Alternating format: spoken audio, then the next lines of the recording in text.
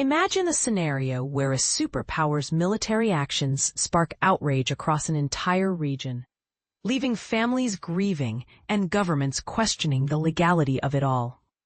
This is exactly what's unfolding in the Caribbean, where the U.S. has launched strikes against vessels, claiming they're targeting drug traffickers. But here's where it gets controversial. Colombian President Gustavo Petro has boldly asserted that one of these boats was carrying Colombian citizens, a claim the White House swiftly dismissed as baseless. In recent weeks, the U.S. has struck at least 4 vessels in international waters, resulting in the deaths of 21 people.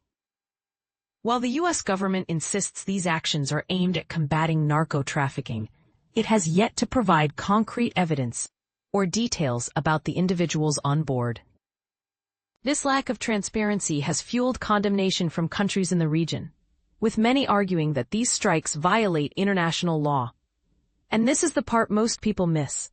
The U.S. Senate recently rejected a measure that would have required President Donald Trump to seek congressional approval before using military force against these boats, leaving the door open for further unilateral action. Petro's response to this crisis has been both emotional and politically charged. In a post on X, he replied to U.S. Senator Adam Schiff, a Democrat who had voiced opposition to the strikes, stating, "A new war scenario has opened up, the Caribbean." Petro went on to claim that the last boat bombed was Colombian, with Colombian citizens on board. "I hope their families come forward and report it," he urged. But he didn't stop there. He also introduced a provocative interpretation, suggesting that the real motive behind these strikes isn't a war on smuggling, but a war for oil. "The aggression is against all of Latin America and the Caribbean," he declared, inviting global intervention to stop it.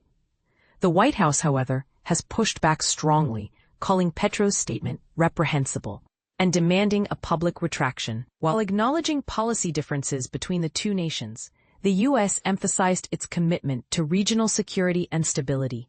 Meanwhile, the strikes, which began on September 2nd, have been justified as targeting vessels off the coast of Venezuela, allegedly carrying illegal drugs. But is this narrative the full story? Critics argue that framing this as a non-international armed conflict, as revealed in a leaked memo, could be a strategic move to justify the use of wartime powers, including the killing of individuals who may not pose an immediate threat.